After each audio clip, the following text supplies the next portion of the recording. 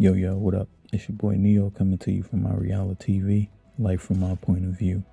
Today's Dear Neo, which let me start off by saying I'm thinking about changing the name of this series to Yo Neo instead of Dear Neo. Dear Neo just sounds a little old to me, and I don't think I want to go that route with it, so I think I'm going to change it to Dear Neo. So, in today's Yo Neo, I'm going to do it a little different than what I normally do. This time it's going to be based and centered around the video game question. So the question is actually a question that I've gotten about maybe four or five times since last week when I got my PS5. So the question is, do you think that I need to upgrade to the next gen right now, or could I wait? And let me say this before I even answer or get into that question. I'm going to speak in regards to next gen as a whole. So I'm going to also be talking about the Xbox Series S and X. Now, I don't have them yet, but I am going to get them sometime soon, shortly, hopefully. Probably not until like after the new year, but I do plan on picking those up. But I don't have them currently. So while I am speaking about the next gen as a whole, I'm strictly referring to just the PS5 in all my examples right now.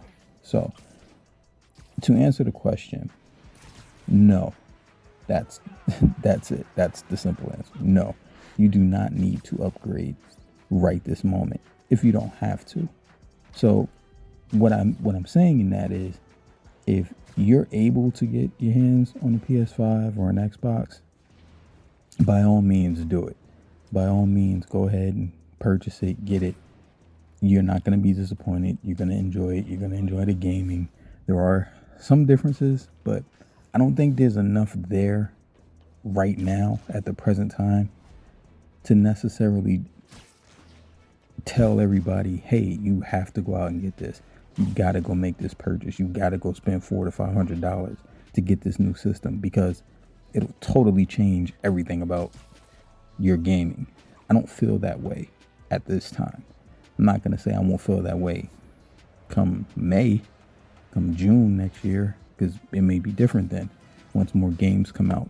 Once you start to get games and content and things like that that's more centered around the next gen, instead of how it is now, where things are kind of cross-generational, where like games like Assassin's Creed and stuff like that, they're games that are made kind of for both systems. They're not made specifically for the PS5, so you're not getting the full effect of it, of the upgrade, right? I mean, if you're talking about if speed and loading times and things like that are important to you, then you got to get one. You got to get one right now. If things like that aren't that important to you, you don't got to worry about it. Because there's nothing really there. Like, there's some graphical changes. Don't get me wrong. There's some differences in the way things look. Good example of that would be something like 2K, right? If you play 2K21 on the PS4 or the whatever, the current gen version of it, when you go to play the next gen version of it, you'll notice the differences in the lighting, things like that, texture, shading, the amount of people on the court, like at the beginning of the game, all of those things that they kind of highlighted. You'll notice those things, but then when you look at it, the graphics aren't drastically different from current gen, right? Player models aren't that different looking.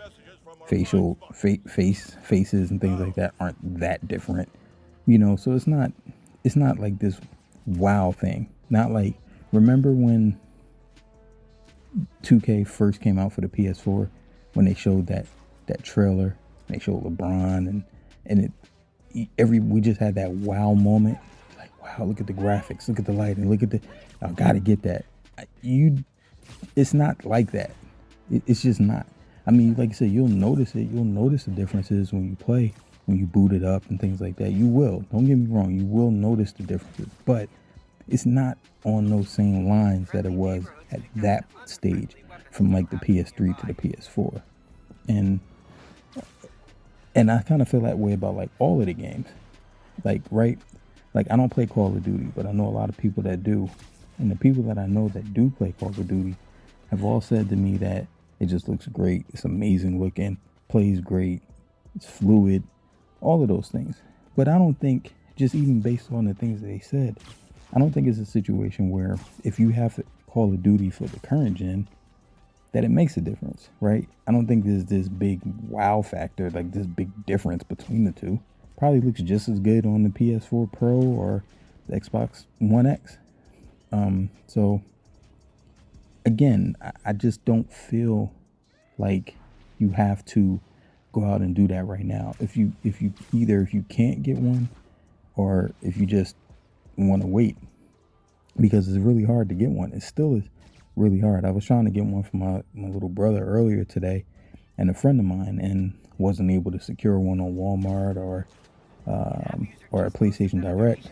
So it's really tough to get. So if you can't get one, I mean, I wouldn't worry about it too much, unless there's just certain things that are just that important to you where you just have to have one.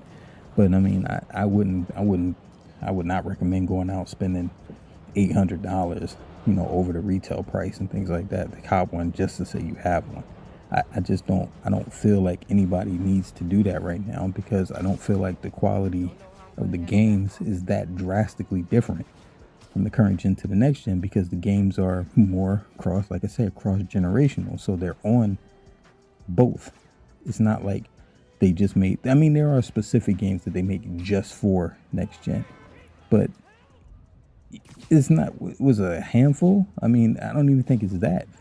I don't even know which ones are in particular just for next gen. But like once we start getting to the new games, when they start coming out, like the new Forza or the new Gran Turismo, where those games are made specifically for, well, if they are made specifically for the next gen, that's kind of when you start to see the graphical differences. And then when you really start to get into those, okay, I got to get one now moments. But again, going back to the question, no, I just don't feel like it's a necessity at this time. Now, it was to me, because I had different gaming wants. I was going to get my PlayStation 4 fixed, which again, I've explained before that my HDMI port broke. I was going to get that fixed because I wanted to go back and play Spider-Man. But then, big Spider-Man fan, when I noticed that they were having, Miles Morales was coming out, I was like, okay, well, I want that. And I still want to go back, and because I didn't finish Spider-Man, so I want to play that and finish that. So I figured grouping all of that together, and then I want to go to Tsushima. So I'm like, putting all these things in line, I'm like, okay, well, I want a PlayStation, so I might as well just go ahead and buy one if I can get one. I was able to get one, but that may not be everybody else's situation. So my take is, again, it can wait. It can wait.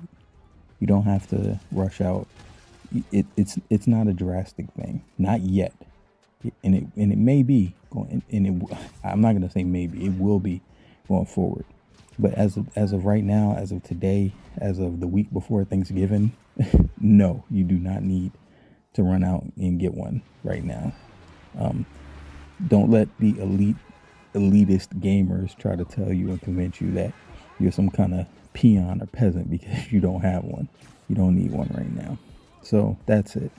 And I'm gonna end the video with that and close on that. So if you have any other questions, concerns, or anything like that you want to know, drop them in the comments. Hit me on Twitter or any of the other contact information that's in my description underneath this video, and I'll get back to you when I can. So leave a like, excuse me, subscribe, and continue to check me out. Thank you all for checking my videos out and your continued support. I truly appreciate you. Everybody stay safe out there, and if I don't talk to you before Thanksgiving, have a happy Thanksgiving, y'all. It's your boy Neil signing off.